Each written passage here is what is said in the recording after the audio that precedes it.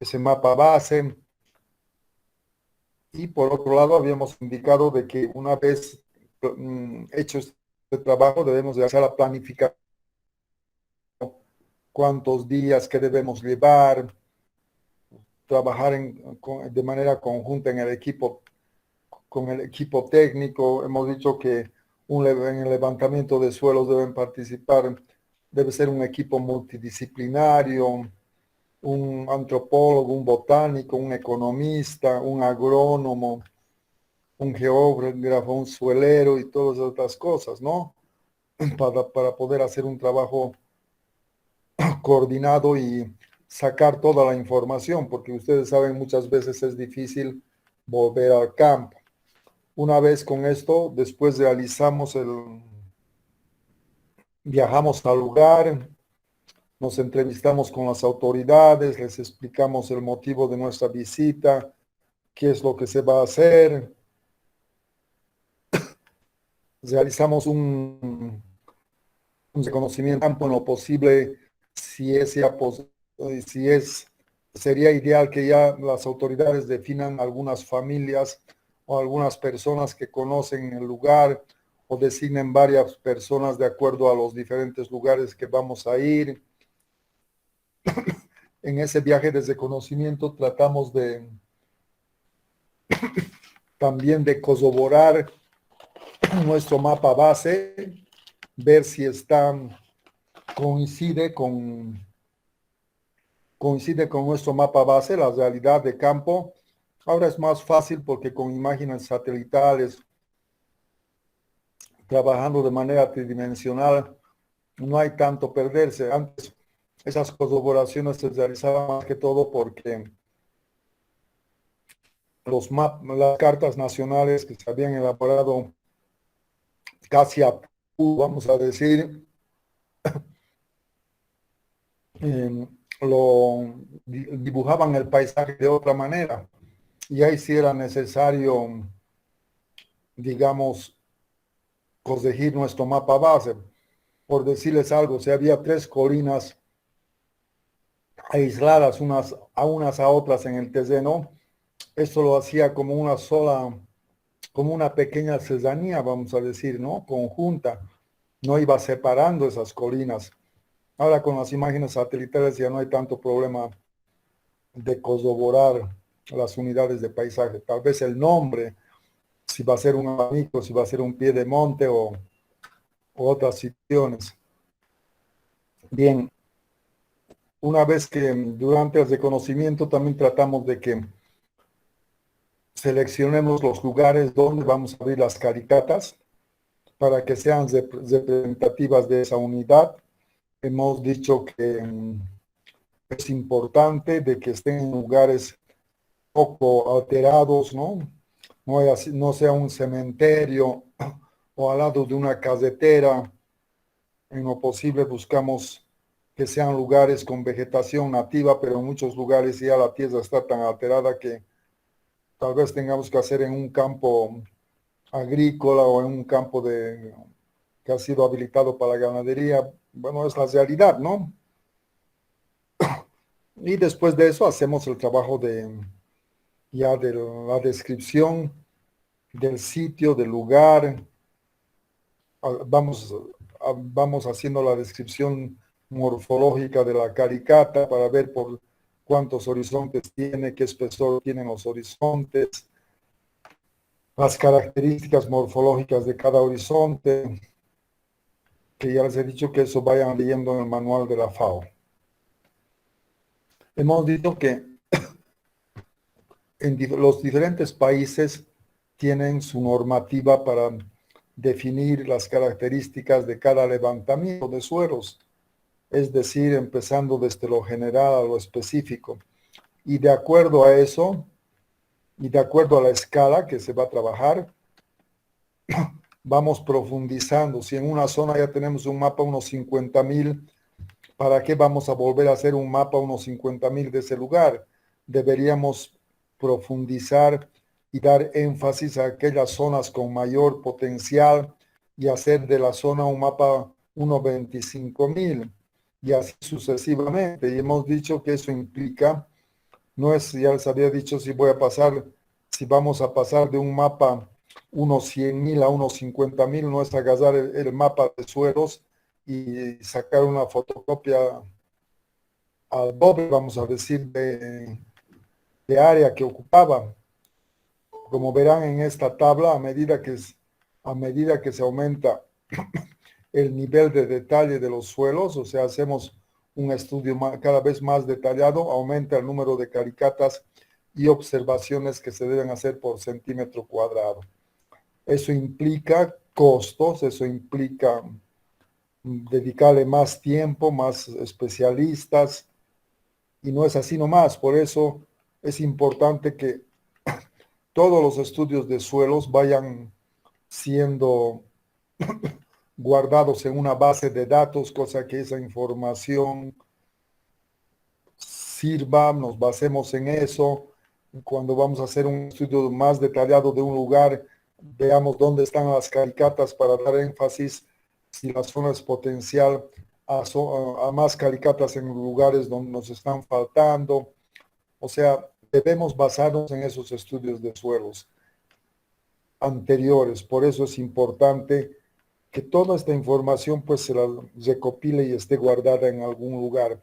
Lastimosamente en el país, con esto de que los municipios tienen alguna opción de hacer su ordenamiento territorial y como no tienen los técnicos especializados, lo único que hacen es pedir que se vuelva a hacer un estudio y muchas empresas dedicadas a esto hacen lo mismo, ¿no?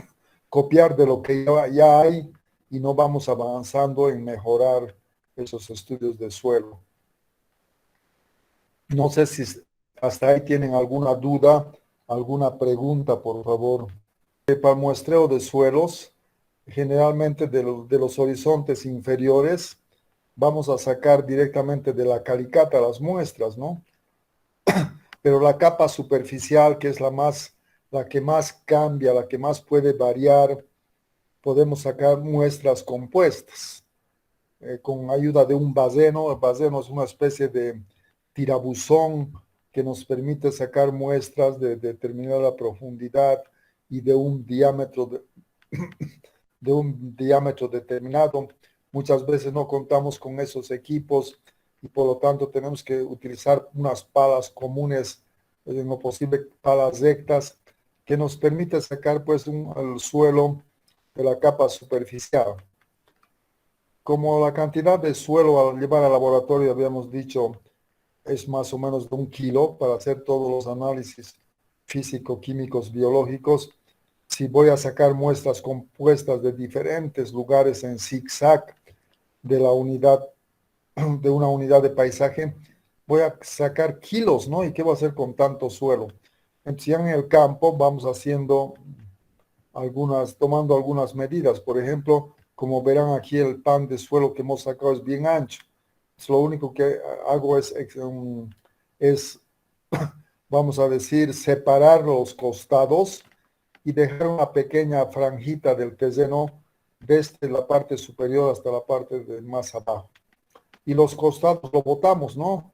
Cosa que vayamos sacando esas muestras de toda la unidad, lo juntemos con el resto de ese material, de esa misma unidad, lo mezclemos, lo extendamos en un plástico, en una lona, lo mezclemos bien y vayamos cuarteando.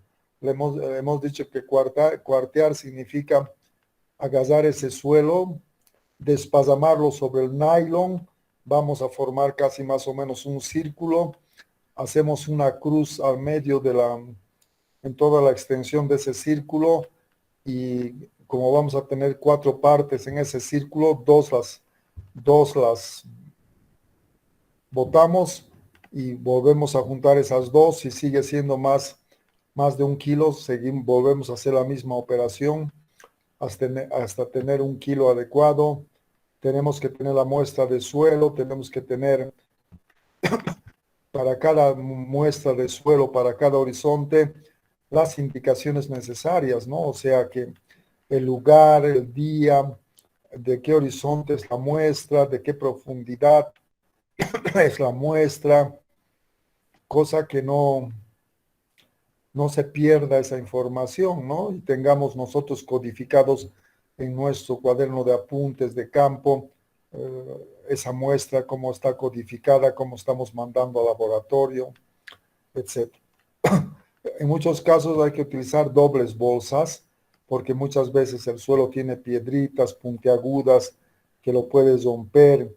Eh, si no tenemos un marcador indeleble para marcar en la bolsa, al medio de las dos bolsas se aconseja poner la papeleta que nos esté indicando esas características de la muestra, de su profundidad, del horizonte, etcétera, etcétera. Eso van a ver en el manual de la FAO que les he dicho que vayan leyendo.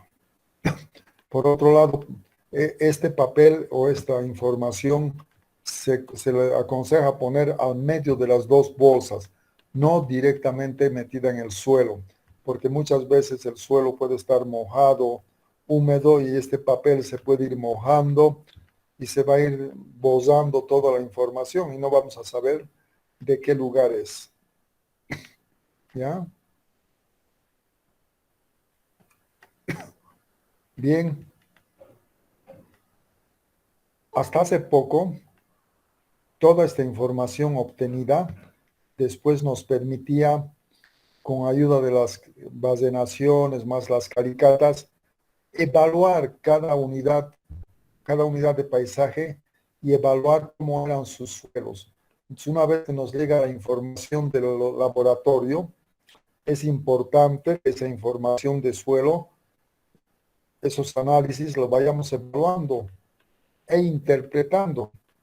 En base a esa información, nosotros vamos a poder clasificar nuestro suelo, cuál es su aptitud, de acuerdo a la clasificación que vamos a utilizar.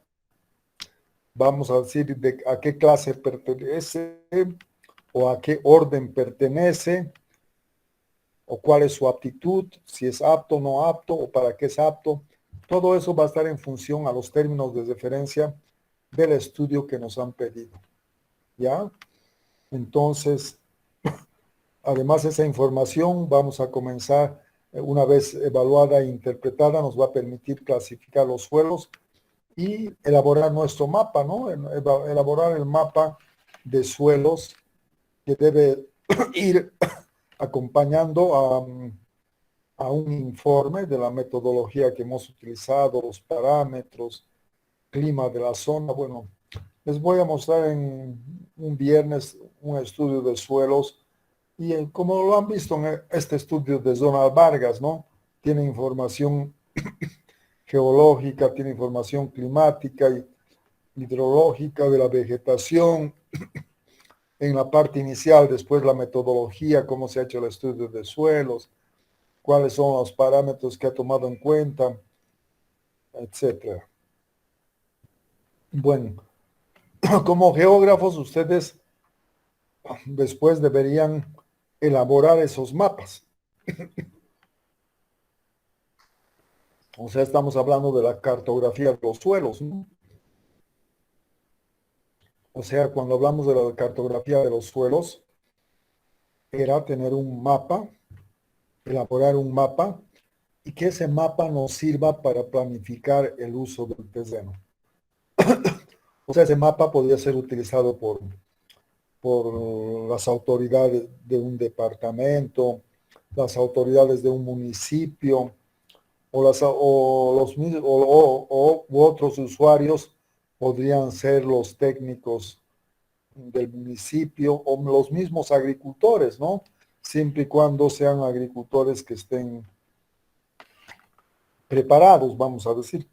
Por ejemplo, en el Oriente es más fácil que un empresario que tiene más de 10.000 hectáreas, que maneja tecnología, pueda utilizar ese mapa y decir, estos suelos tienen tal aptitud, los vamos a utilizar en tal cosa.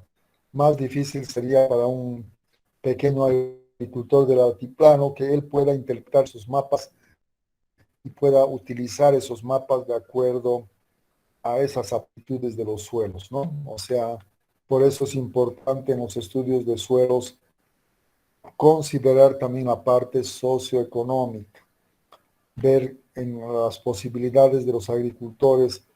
Si nosotros recomendamos en ese estudio que el suelo se utilice de tal manera o se le aplique tal cosa, el agricultor está en esas posibilidades, ¿no? Entonces, con ayuda de la cartografía, nosotros podemos definir cómo van a ser nuestras actuaciones sobre ese terreno.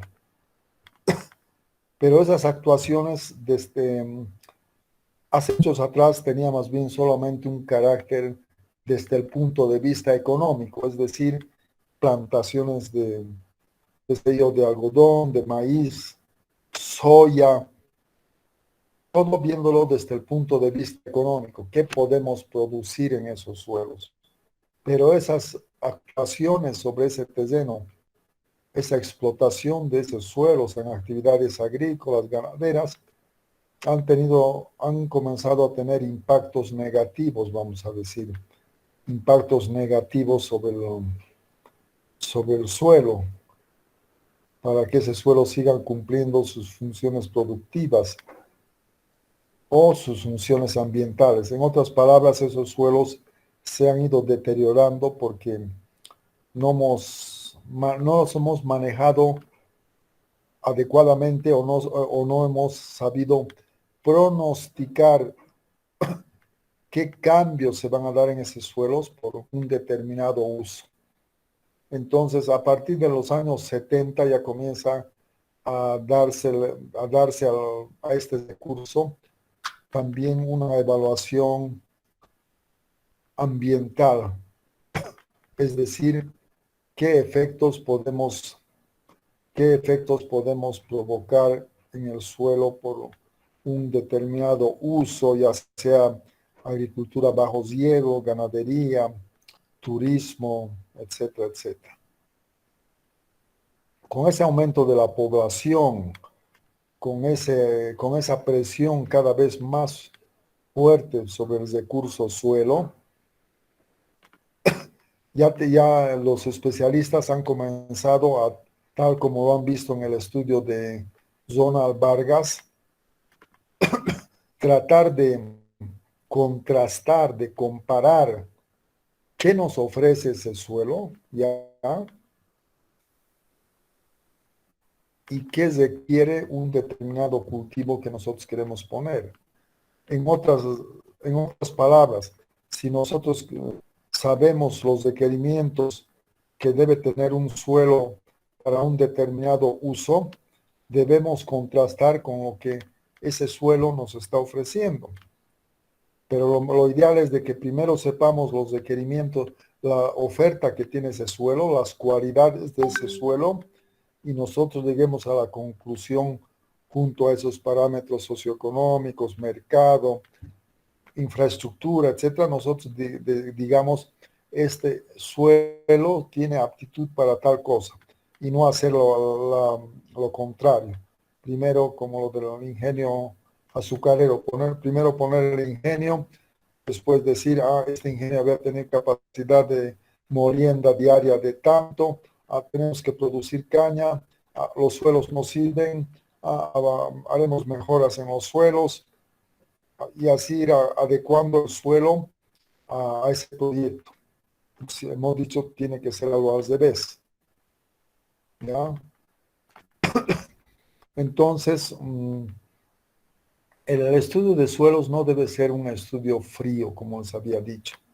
Es decir, no podemos decir este suelo tiene un pH de 7.5, su psique es tanto, su materia orgánica es tanto, así de manera fría, sino que tenemos que relacionar cada horizonte del perfil y qué va a pasar cuando nosotros actuemos en la capa arable, cómo va a incidir ese manejo de la capa arable frente a las características de las capas que hay abajo.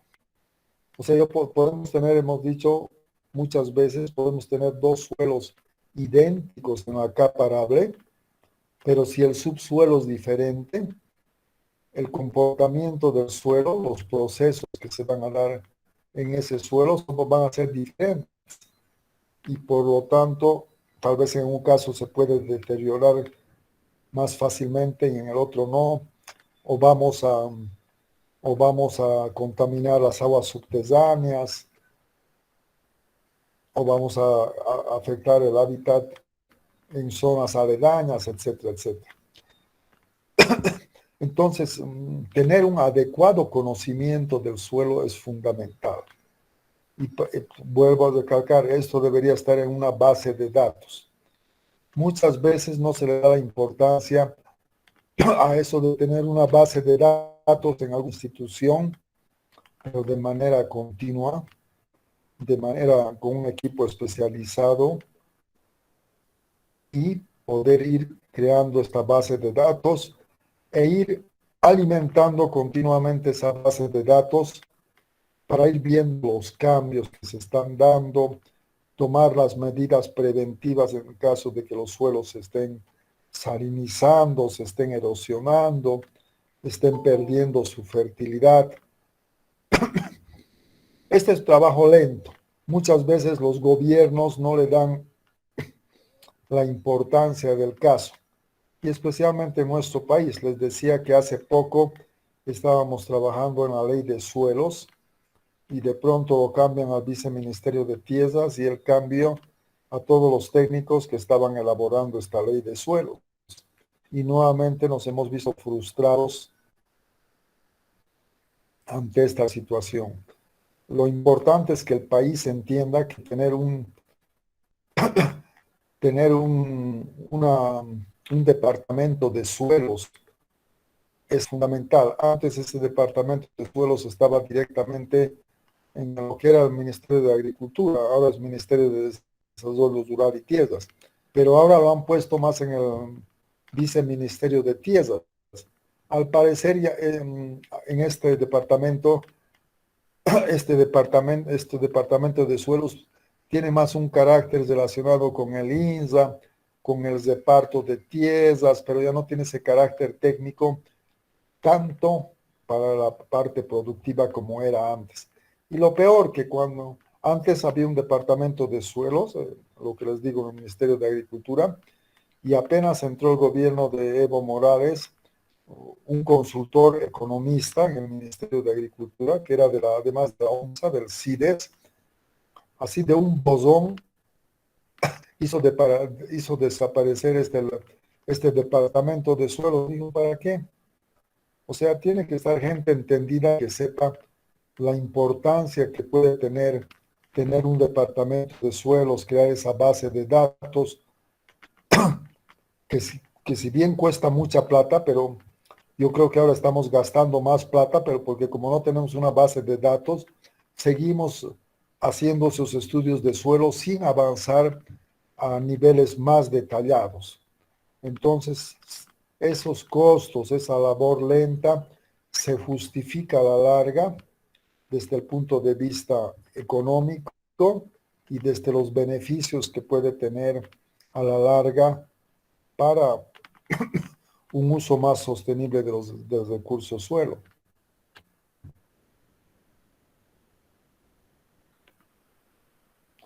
O sea, los estudios de suelos que inicialmente se comenzaron a hacer allá por los años 1890 y que eran más que todo estudios desde el punto de vista agronómico, a la larga se ha visto que esos estudios sirven para diferentes aplicaciones.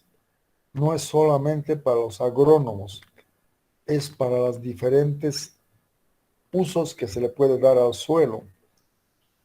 Y ustedes saben muy bien que, por ejemplo, la presencia de contaminación de aguas subterráneas, si tuviéramos aguas subterráneas, por ejemplo, hay aguas subterráneas en todo el altiplano, hay en Viacha, en el Alto, en el camino de Viacha al Alto, ustedes saben que hay una batería de pozos que se explota aguas subterráneas, hay en Tiahuanacu, hay en el altiplano central, en todo lado. el estudio de suelos puede ser importante para determinar en qué zonas se da la recarga de esos acuíferos. Porque si las lluvias no alimentan esos acuíferos o algunas aguas laterales que corren en el subsuelo, es posible que acabemos esas aguas subterráneas en unos cuantos meses y no tengamos ya aguas subterráneas para su uso. Estos días han debido ver que muchos están abriendo pozos en muchos lugares del país y uno se hace la pregunta, ¿habrán suficientes estudios que demuestren la sostenibilidad, que va a ser sostenible este uso, esta explotación de tanta cantidad de agua diaria? En muchos lugares de Cochabamba decía que el terreno se comenzó a hundir, así eran como cráteres, ¿no? Que se hundían porque había una sobreexplotación de las aguas subterráneas en toda la zona del Paso. Entonces, junto a los estudios de suelos, tiene que ir relacionado esto de conocer la parte geológica, la forma del terreno, el clima, cómo es la hidrología, cómo es la cuestión de aguas subterráneas, lógicamente los suelos, la vegetación, la fauna. En base a toda esta información también la podemos relacionar con la relación con la distribución de enfermedades, o sea, múltiples aplicaciones de esos estudios de suelos y otra información para llegar a determinar una mejor planificación del suelo, ¿no? Entonces, ya habíamos dicho en clases anteriores que tradicionalmente el estudio de suelos ha estado estrechamente relacionado con la variación de los suelos en función a una determinada unidad de paisaje y cómo en ese paisaje han actuado los factores y los procesos formadores del suelo. Ya hemos hablado de los factores, donde está la roca madre, está el clima, está la topografía, está el tiempo y otros, ¿no? Y hemos hablado de los procesos formadores del suelo, que está relacionado con la parte de adiciones, ganancias que se tiene el suelo externamente, pérdidas que es ese suelo fuera del suelo, las transformaciones que se dan de algunas situaciones dentro del suelo y el traslado de materiales o soluciones de una capa a otra capa, ya sea de manera descendente, de una manera ascendente. Por lo tanto, los factores y procesos están muy interrelacionados entre sí.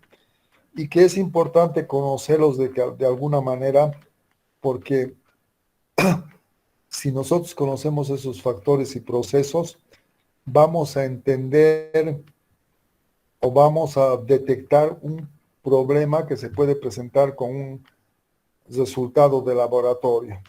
Nosotros conociendo de alguna manera esos factores y procesos, podemos decir, por favor, ¿me pueden revisar este dato?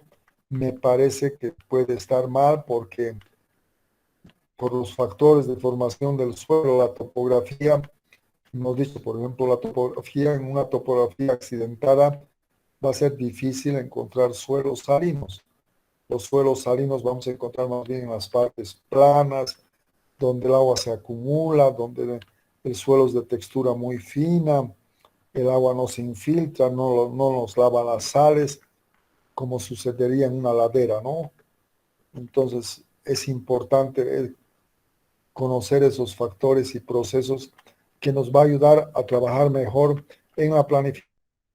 De nada sirve respaldarme en un estudio de suelos, en un análisis de suelos, que los resultados estén mal y que yo los tome oleados, ¿no? Saber cuestionar. También es posible que se equivoquen.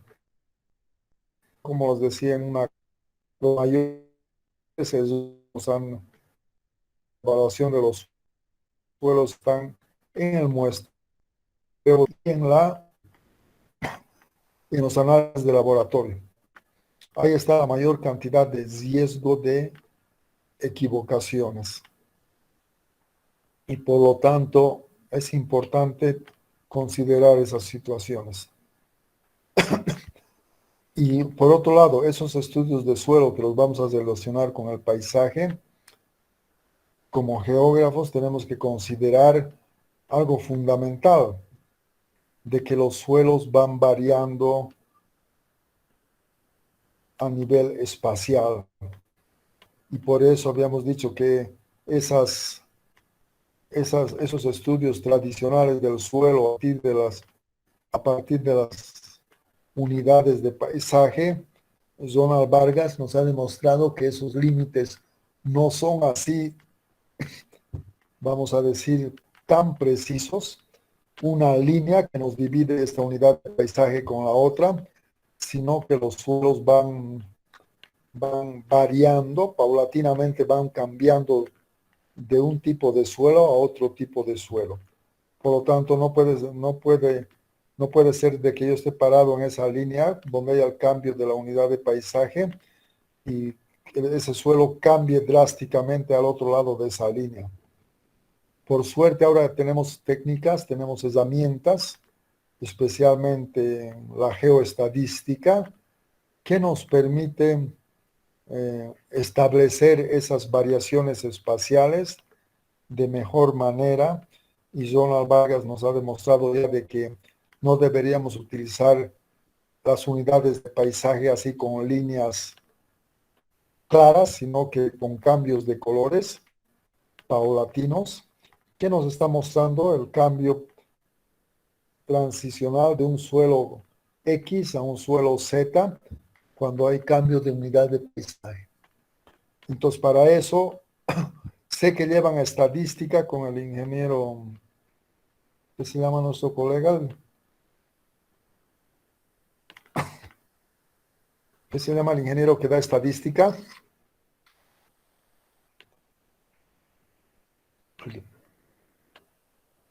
Vizcafé. El ingeniero Vizcafé. ¿Y ven geoestadística? ¿Ven ustedes geoestadística?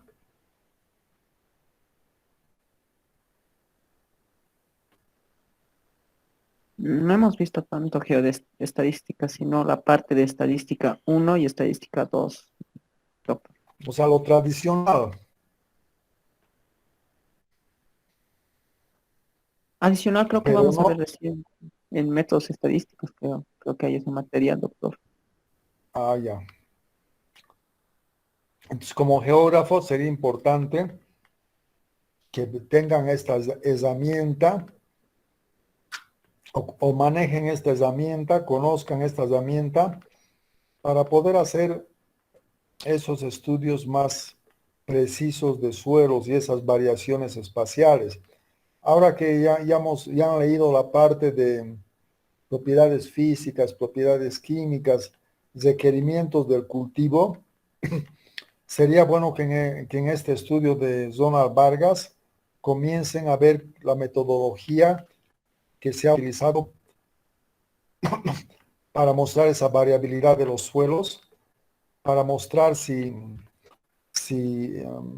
estos datos de suelos que tenemos son realmente representativos o si tenemos errores garrafales que no permiten decirnos a ciencia cierta y con exactitud de que realmente estamos mostrando datos reales de los suelos, ¿no?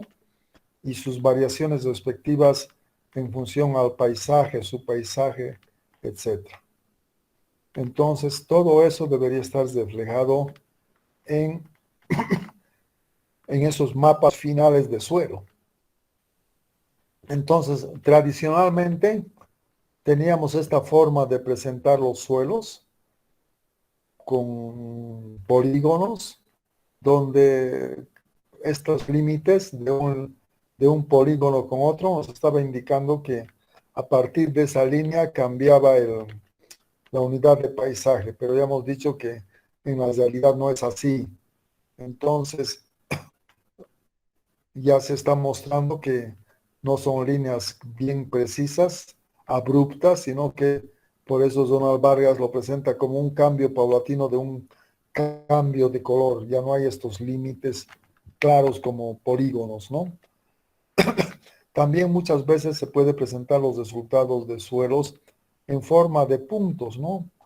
Cada punto tiene valores específicos, porque hemos dicho que un suelo cambia de un metro a otro, no siempre vamos a encontrar la misma textura.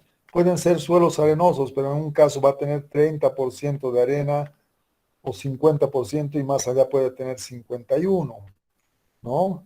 O sea que siempre va a haber pequeñas variaciones. No lo podemos presentar en forma de isolíneas, ¿no? Que es más o menos de que cada línea, todos los puntos que caen de ese suelo que caen sobre esta línea, tienen los mismos valores. Por ejemplo, cantidad de cloruros, etc.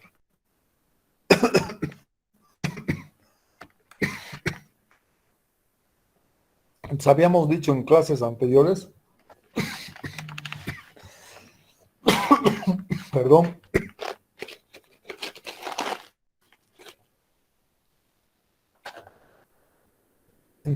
habíamos dicho anteriormente que cuando hacíamos una elaboración de un mapa,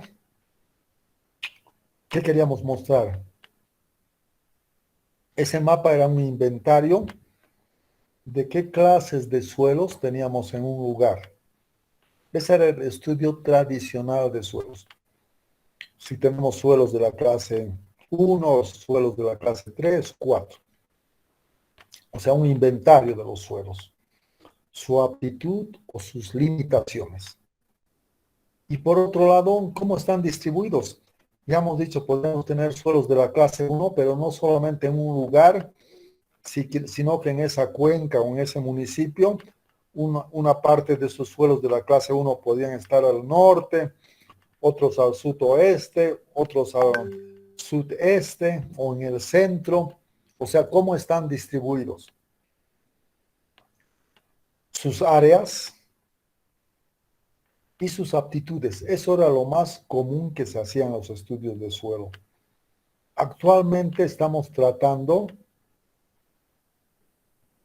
de mostrar de que los estudios de suelo no sean simplemente un inventario, distribución y aptitud o clasificación, sino tratar de comprender cómo ese suelo va a funcionar frente a un determinado uso. Ya les he dicho, yo puedo tener dos suelos similares en la capa arable, pero si esos suelos van a tener diferentes horizontes inferiores, y yo le voy a dar el mismo uso, van a funcionar de diferente manera. Puede ser que uno de esos suelos se contamine más rápidamente, puede ser que otro de esos suelos se salinice más fácilmente o se erosione. Por eso tenemos que comenzar a trabajar con comprender cómo ese suelo va a funcionar frente a determinados usos. ¿Por qué es esto importante?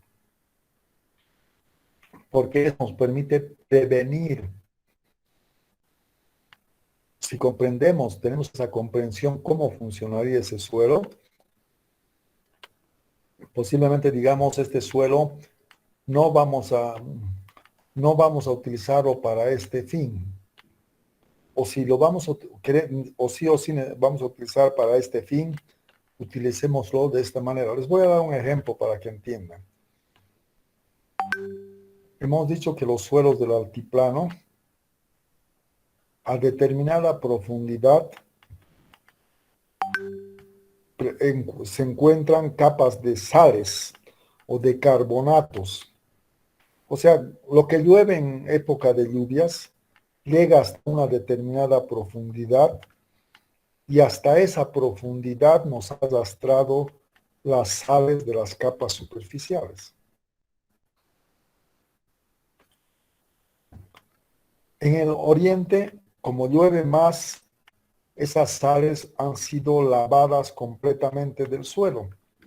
No vamos a encontrar sales a grandes profundidades, a no ser que sea una depresión, material geológico, etcétera, etcétera.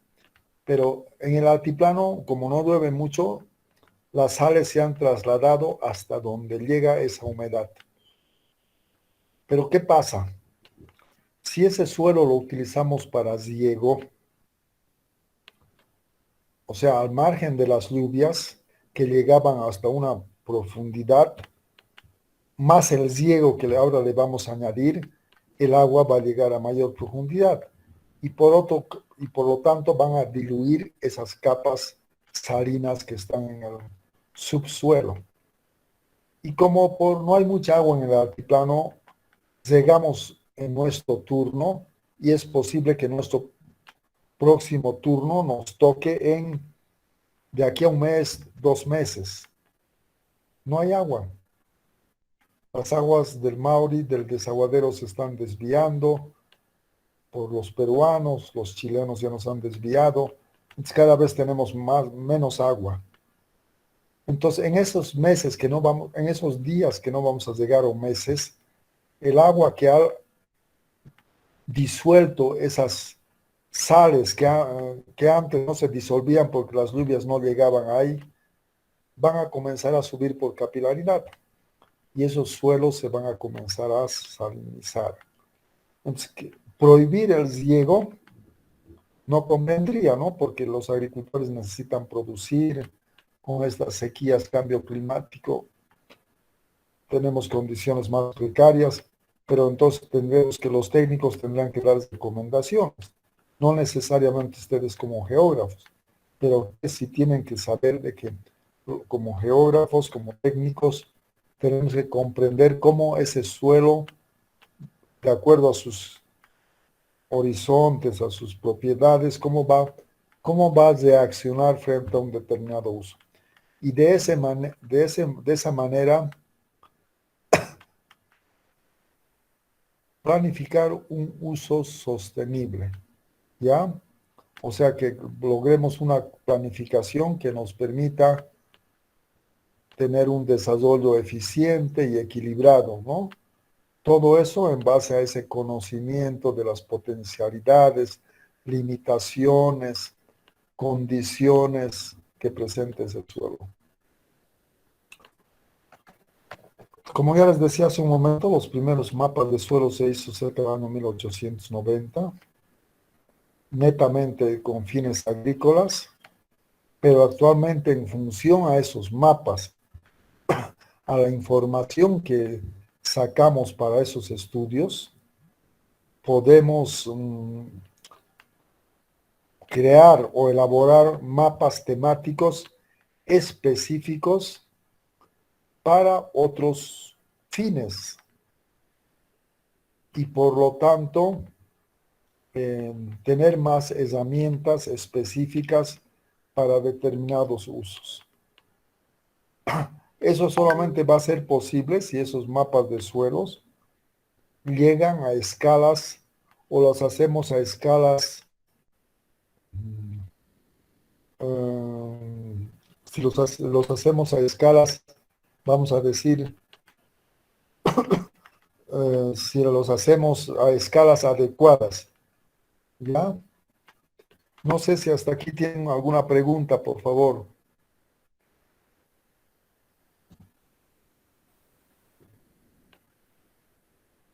Doctor, Si nos fijamos en nuestros mapas de Bolivia, entre los departamentos, sus límites, o los límites entre municipios, cada vez se están creando más municipios. En muchos casos, los límites son artificiales, ¿no? No son límites naturales. Y ese es un problema central. Nosotros estábamos haciendo el estudio de la cuenca alta del río Pilcomayo, ¿ya? Y la parte baja de la cuenca del Pilcomayo estaba cerca a Potosí, a la ciudad, Entonces, queríamos reunir a todos los actores de la parte alta, de esta parte alta de la cuenca, porque ustedes saben que la cuenca del Pilcomayo llega hasta la Argentina. Entonces, solamente estábamos trabajando en la parte alta de la cuenca del Pilcomayo, pero así en esta parte alta, los pobladores cerca a Potosí, por donde estaba ya el río Pilcomayo, llegando de las partes de la frontera con Oruro o de otros lugares, no estaban comunicados entre sí. Si yo quería llegar a esta parte alta de la cuenca alta del Pilcomayo, tenía que ir a Sucre y de Sucre ir por el camino hacia siglo XX. Actualmente es la carretera diagonal que une algunos departamentos del centro de Bolivia. Entonces había que ir a dar una vuelta. Por otro lado, les decía, ¿no? Una cuenca ha sido dividida porque las autoridades han dicho de un lugar, tenemos población, haremos un municipio, ya. Políticamente se le ha dado énfasis, se ha creado ese municipio para que manejen sus recursos, pero digamos están ubicados en la parte alta de la cuenca, ya no pertenecen a una misma cuenca en la parte baja. Entonces puede ser que el alcalde sea de otro partido político, tenga otros intereses, entonces ya no se ponen de acuerdo para el manejo de la cuenca de manera integral. Entonces, ¿por qué deberíamos manejar la planificación del territorio con una visión de cuenca? Ustedes saben que La Paz está ubicada en una cuenca, ¿no? Saben eso, ¿no? La ciudad de La Paz está situada en la parte alta de una cuenca que está naciendo. ¿Sabemos eso?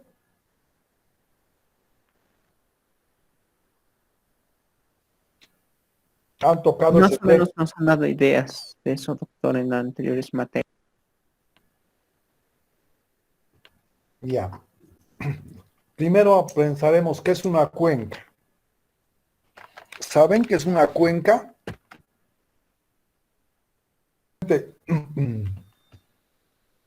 Está bien, ¿no? Sí, doctor, se puede ver. Antes, cuando se hacían los mapas de suelos a pulso, o sea, en otras palabras, se dibujaban, ese mapa era una representación plana y muy simplificada de un determinado territorio, ¿no? Esos mapas que se hacían hace tiempo, no los podíamos elaborar cada año. Tenía que pasar muchos años para ese mapa específico de una zona pueda ser en base a nuevos estudios de suelos o complementaciones a un nivel más detallado, se puede hacer otro mapa de ese territorio con más detalles, pero eso era en muchos años después. Actualmente con los ciclos ustedes pueden ir cambiando o complementando, mejorando continuamente esos mapas de suelos. Para eso tendríamos que tener, pero esa base de datos, acceso a esa información, acceso a a la retroalimentación de esa base de datos, cosa que realmente podamos ir modificando constantemente. Y la ventaja que ya no son representaciones planas, ¿no? Podemos hacer la representación de ese territorio de manera tridimensional, ¿no? Entonces, esos mapas de suelo tienen que tener mucha utilidad y por eso es importante definir para quién es este estudio de suelos. Muchas veces cuando son proyectos muy grandes, nos exigen que el estudio de suelos sea realizado en base a una determinada metodología, en base a una clasificación que se utiliza a nivel mundial, como la Soil Taxonomy, que el estudio de suelos tenga esas características. O sea, los que ponen plata muchas veces son los que nos definen. Pero si yo presento un mapa para un municipio con la soil tax, con la clasificación de suelos de la soil taxonomy, ese mapa no va a tener utilidad ni para el alcalde ni para los técnicos, va a tener utilidad para algún especialista de suelos que haya trabajado con la soil taxonomy, peor para los usuarios, no van a saber qué hacer. Entonces ustedes como geógrafos tienen que ir pensando en esas situaciones. Tenemos que saber para quién, cuál es el objetivo de ese mapa, para quién es el mapa, cuál es la utilidad que se le vamos a dar. Eso les digo por qué, porque muchas veces la soil taxonomy utiliza terminología medio complicada que no es fácil de entender y a un agricultor, a un usuario, no le va a decir nada. Y por lo tanto hay que buscar de acuerdo a para quién es la información, debemos elaborar esos mapas de tal manera que sean muy digeribles, fáciles de entender y el usuario diga, ajá, este mapa con este color me está diciendo que estas zonas son para bosques, aquí no hay que sembrar, aquí me está diciendo que estas zonas son aptas para agricultura, para riego, etcétera. Entonces los mapas tienen que ser bien simples, bien concretos, que realmente le podamos dar el uso necesario. Muchos estudios en Bolivia están con eso de la soil taxonomy, pero su utilidad es solamente para los especialistas. ¿Ah? Entonces, cuando hablamos desde presentar un territorio en base a un mapa de suelos, este estudio de suelos, como ya hemos visto, que es bien complejo por las diferentes especialistas que van a participar, por los diferentes componentes que hay en un territorio, en una cuenca, tiene que cumplir ciertos principios, ¿no? Entre esos principios está de que si nos piden hacer un mapa de suelos, tiene que tener un objetivo. O sea, en los términos de referencia ya debería estar indicado que para qué, cuál es el objetivo de ese estudio de suelos. ¿Es para hacer riego? ¿Es para la caña de azúcar? ¿Es para turismo? Y en base a eso nosotros vamos a poder enfocar de mejor manera ese estudio. Ya hemos dicho que el mapa de suelos nos tiene que mostrar la distribución de los suelos en el espacio, pero no solamente su distribución, sino las áreas que ocupan, sus potencialidades, sus limitaciones. A medida que nos exigen mapas más detallados, por decir a escala 1.25.000, hemos dicho que ya es un mapa con mayor detalle porque las unidades de paisaje las estamos subdividiendo en otras unidades más pequeñas, por lo tanto vamos a tener que tener por lo menos una caricata por esas subunidades más pequeñas, va a tener más precisión, pero eso implica más costos por los análisis de laboratorio, también en más recursos humanos, más tiempos, etcétera. Cuando hablamos de los estudios de suelo, no debemos olvidarnos de aquellas características que pueden ser observadas en campo, por favor. O sea, tenemos que tratar de tener esa mente abierta y ser muy observables, ¿ya? En otras palabras, debemos afinar nuestra vista, estar constantemente diciendo, ¿por qué aquí este suelo es así, aquí está cambiando? O sea, tenemos que ser muy observables. Viajamos al campo y muchas veces ustedes ni se están fijando por la ventanilla cómo es el paisaje, cómo es el campo. Cada uno está ahí con su celular whatsappeando o haciendo otras cosas. O sea, es importante de que nosotros nos comencemos a fijar esas características que son visibles en el área, porque eso nos va a dar a ayudar, eso nos va a ayudar a responder a algunos, después a los análisis de laboratorio, algunas condiciones que se presentan en el lugar. Entonces, esos aspectos observables y medibles en el campo tienen que ser considerados. Y vamos a ver, o ya deberían estar viendo, de que durante el estudio de suelos no solamente es hacer la calicata, le he dicho, sino que de la calicata hay dos etapas relacionadas con el paisaje, con vegetación, con el uso de la tierra, problemas de erosión, problemas de salinidad, pendiente, topografía, etcétera, etcétera. Otro aspecto, hemos dicho que los suelos son muy variables. Tienen una gran variabilidad espacial. Por lo tanto, es importante esos modelos de distribución, ¿ya? Relacionados con la geoestadística, con esas variaciones espaciales. Es importante manejar esos criterios que, por suerte, ahora, gracias a las herramientas que nos ofrece la SIG, es posible ir manejando esos modelos de distribución y que lo deben revisar en el trabajo realizado por Ronald Vargas. Los suelos que ocupan menor extensión irán siendo representados a medida que se pase a escalas de mapa cada vez mayores. Ya hemos dado este ejemplo, hemos dicho,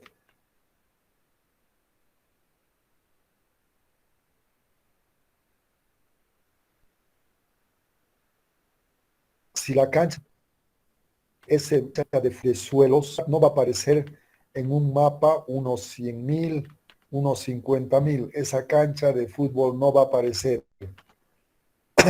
Esa cancha de fútbol va a aparecer incluida dentro de una unidad de paisaje mucho mayor. Por lo tanto, por eso es importante ir yendo de las escalas menores a escalas mayores, o en otras palabras, de escalas menos detalladas a escalas más detalladas, para que esa cancha de fútbol que tiene un suelo específico aparezca, ¿no? Lógicamente que esto debería cruzar con esos objetivos de ese estudio. Si esa cancha de fútbol tendría suelos excelentes, pero para la parte productiva, pero yo estoy haciendo un mapa para turismo, posiblemente no tenga un objetivo, no tenga un peso sustancial, ¿no? En ese estudio de suelos. Las unidades de suelos representadas en un mapa son tanto más homogéneas cuanto mayor es la escala del mapa. ¿Qué queremos decir con esto? Esa cancha de fútbol de Cotacota, si va a aparecer en un mapa de suelos, ya no va a estar incluida en otra unidad más grande. Esa unidad de suelos va a ser más homogénea porque solamente estamos describiendo los suelos de esa parte de Cotacota, de la cancha, que por su depresión, porque su ubicación, son suelos específicos. Entonces, cuando hacemos mapas de suelo más detallados, van a comenzar a aparecer lunares de suelos con características más específicas. Ya no van a aparecer incluidas dentro de un mapa, escala unos 50,000 o 100,000, donde no los vamos a representar, ¿no? Porque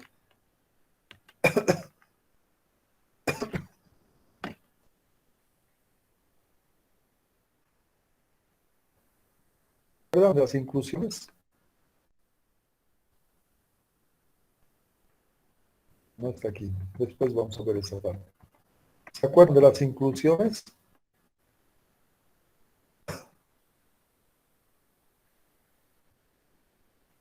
Común, como suelos específicos, con su área es muy pequeña y aparecen como incluidos en una unidad de terreno mucho.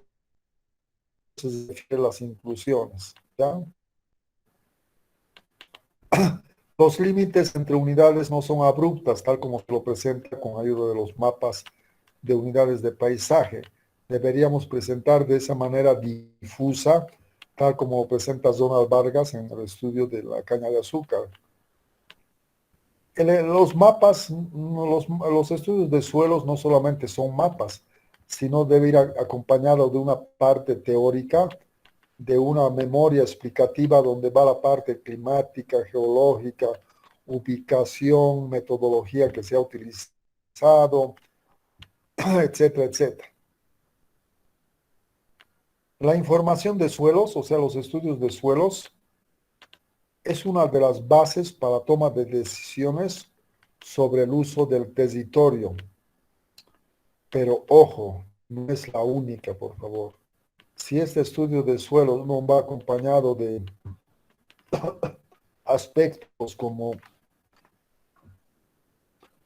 aspectos socioeconómicos, de mercado, caminos, accesos, población, a qué se dedica, no nos va a ayudar a servir, no nos va a ayudar a permitir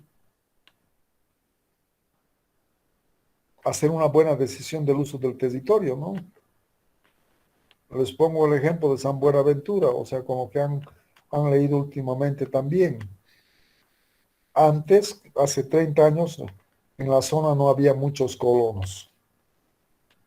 Y ustedes saben que la mayoría de los colonos que han sido llevados a las tierras bajas provenían del altiplano. Gente que nunca había visto la caña de azúcar y nunca había sembrado caña de azúcar. Por eso, cuando querían hacer el proyecto de la caña de azúcar en San Buenaventura hace 30 años, ¿qué es lo que hicieron? Entre las cosas que hicieron primeramente, era llevar pobladores de Bermejo, Villazón, zonas cañeras, para que los planten caña de azúcar. Pero los han llevado y nunca han sembrado estos señores caña de azúcar, porque nunca salió el proyecto, sino estas últimas décadas, ¿no?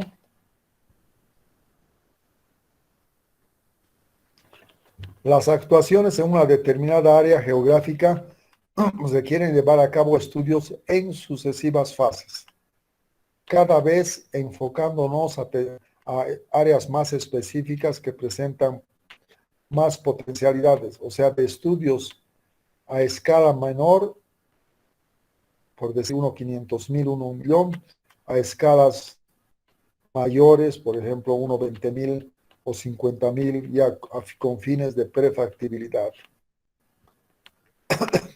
O sea, si, por ejemplo, en el Beni es la zona menos caminos, menos explorada, tal vez ahí tendríamos que hacer estudios en algunas zonas de una fase exploratoria. Han debido escuchar de que ahora poco se ha presentado el ordenamiento territorial del Beni, un nuevo estudio, pero no mencionaban a detalle la ubicación de las caricatas, por eso había los reclamos, etc. O sea, de una fase exploratoria, que son en zonas muy extensas, para determinar de manera muy general las posibilidades de desarrollo, pasamos a una fase de conocimiento. En esta fase exploratoria se puede definir o preseleccionar algunas áreas. Entonces ya pensamos en fases de conocimiento para localización de posibles proyectos, fases de planificación y anteproyectos, o prefactibilidad o previabilidad. Y cada vez en estas fases vamos abriendo o vamos realizando estudios cada vez más detallados, descartando aquellas zonas que no tienen ninguna utilidad. ¿Para qué vamos a hacer más caricatas en zonas que decimos que son inundadizas, que no sirven para la agricultura, por decir algo? Pueden servir para vida silvestre, para los hábitats de diferentes aves. Entonces esas áreas, en esas áreas las vamos descartando, y en las áreas que tienen más potenciales hacemos cada vez más caricatas y estudios más detallados. ¿Ya? Entonces aquí tenemos los tipos de mapas que que se pueden presentar: esquemáticos, exploratorios, generalizados, desde conocimiento, semidetallado, detallado y muy detallado. Los semidetallados estamos hablando a nivel de escala unos 50.000 más o menos. Detallados ya serían 25.000 y muy detallado ya serían para estaciones de investigación, por ejemplo. Agrícola, por ejemplo, en Patacamaya había una estación, actualmente está a cargo de la universidad. Hay otra en Patacamaya, había otra en Belén, pero se han entrado los agricultores. Hay en Chinori, hay en Santa Cruz, en la provincia, además, cerca, cerca a la estación Saavedra, en Saavedra, ¿ya?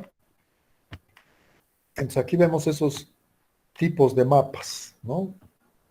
Grado de actuación fundamental, como verán, son escala 1, 2 millones. Se han debido fijar en los mapas de Bolivia 1, 1 millón. Los mapas de Bolivia que tenemos en las oficinas, en los ministerios, es 1, 1 millón. Entonces imagínense la distancia entre La Paz y Viacha. La distancia de La Paz a Viacha son 30 kilómetros. En ese mapa 1 a 1 millón, ¿qué distancia en ese mapa va a haber entre La Paz y Viacha? ¿Me puede decir alguien? En el mapa 1 millón de Bolivia, si yo me fijo de Viacha a La Paz, hay una pequeña distancia. ¿Cuántos centímetros? Si son 30 kilómetros, la distancia entre ambos mapas.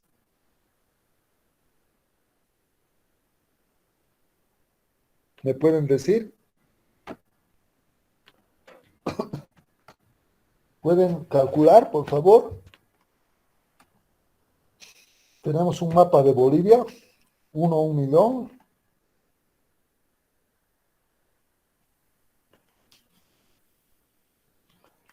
Y sabemos que hay 30 kilómetros de distancia.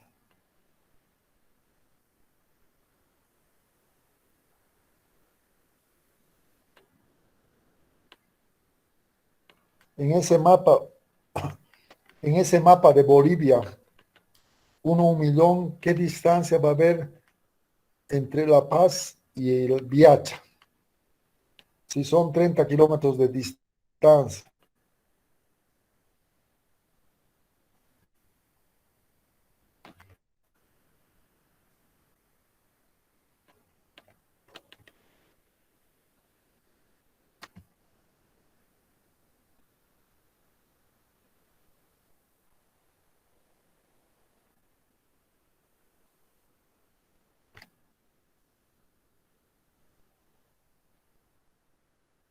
¿Perdón? Así es.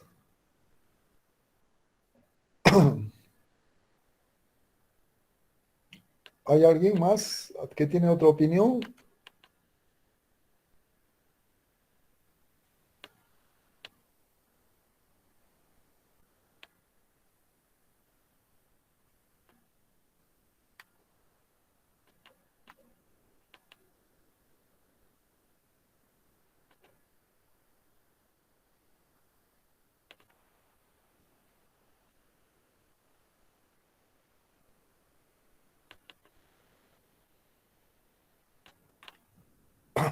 ¿Alguien quiere opinar, por favor?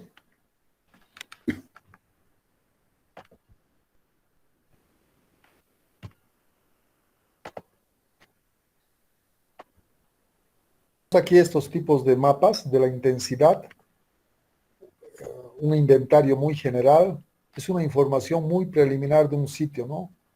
La metodología se ha utilizado compilación de información, información indirecta, visitando por botes, viendo en las orillas de los ríos cómo pueden ser los suelos, en los bordes de los caminos, en los taludes.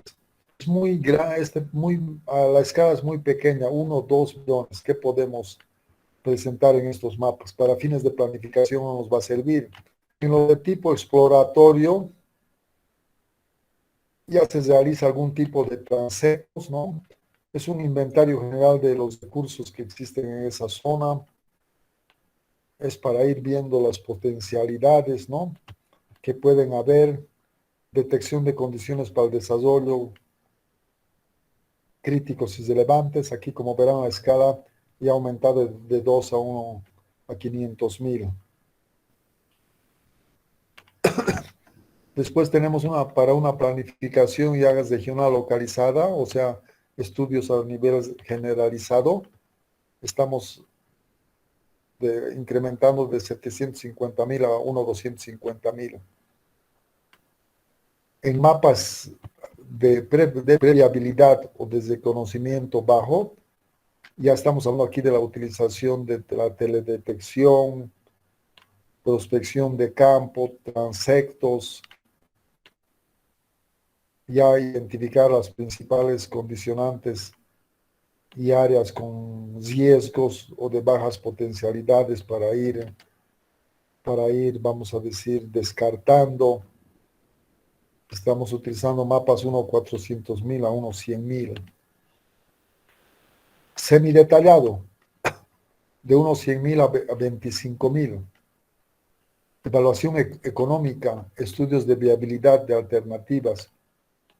Ya ahí se realiza teledetección, combinación con prospección de campo. O sea, cada vez se incrementa el trabajo de campo. Al principio eran, vamos a decir, aprovechando las carreteras, aprovechando los ríos. Después, poco a poco, se va incluyendo la parte de teledetección. Y cada vez estamos yendo a las escalas más detalladas, ya más caricatas, más rastreos, más análisis de laboratorio. El detallado, ya estamos hablando de 1.25.000 a 1.10.000, es detallado alto. Aquí hablamos de diseño y redacción de proyectos concretos. O en otras palabras, para San Buenaventura deberíamos haber contado con un estudio de suelos a esta escala. Pero no hay ese estudio, ¿no? Los mapas, la información que ha utilizado este colega Donald es de mapas 250.000, algunos estudios 100.000, etc. Y muy detallado o muy alto, ya hemos dicho que esto es solamente para fines de investigación en granjas de investigación. Por ejemplo, en San Bernardo debería haber un sitio para probar variedades, para probar manejo de suelos, mindas químicas. Es un área de unas 10 hectáreas donde se haga investigación para ver qué variedades dan mejores resultados, con qué manejo. En esa zona, ahí deberíamos tener un estudio muy detallado de los suelos, porque puede ser que en algún lugar crezca mejor la caña, pero no sea por el tratamiento, sino porque sea que el suelo en ese lugar ha variado. Por eso en las estaciones para las estaciones de investigación estamos estudios muy detallados, 5.000 a 1.000, mientras para los proyectos como de San Buenaventura 25.000, 10.000. Y proyectos de factibilidad en el país tenemos bastantes, a cada unos 50.000. Hemos dicho que los diferentes suelos los vamos a presentar, los diferentes suelos los vamos a presentar en un mapa, siempre y cuando esa unidad, su área mínima cartografiable se presente y sea mayor a 1/4 de un centímetro cuadrado. Si en el mapa que vamos a elaborar una unidad de suelo aparece como esa cancha de fútbol, vuelvo a recalcarles de cota a cota. ¿En qué unidad que aquí estamos viendo? A partir de qué unidad esa cancha de fútbol, que vamos a suponer tiene 100 metros por 100 metros, comenzaría a aparecer, ¿ya? ¿A partir de qué escala va a comenzar a aparecer esa cancha cuya superficie es 100 por 100 metros. Hemos dicho que la misma cartografiable cuando los mapas se hacían de manera mecánica, se dibujaban, en otras palabras, el área mínima cartografiable de ese mapa era que su superficie sea mayor a 1/4 de centímetro cuadrado. Entonces la tarea que tienen ahorita es a partir de qué escala esa cancha de fútbol de cota a cota va a comenzar a aparecer en un mapa tradicional de suelos. ¿Podemos hacer? Y me lo mandan, por favor. Vamos a quedar ahí.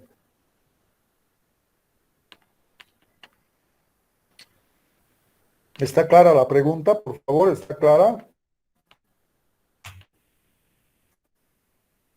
Estoy tratando de ser ¿Podría práctico. repetir, por favor? Tenemos la cancha de fútbol de cota a cota ahí al lado de nuestra casera. Vamos a suponer que es 2 por 100. La pregunta es, ¿a partir de qué escala esa cancha de fútbol va a comenzar a aparecer en ese mapa? Aparece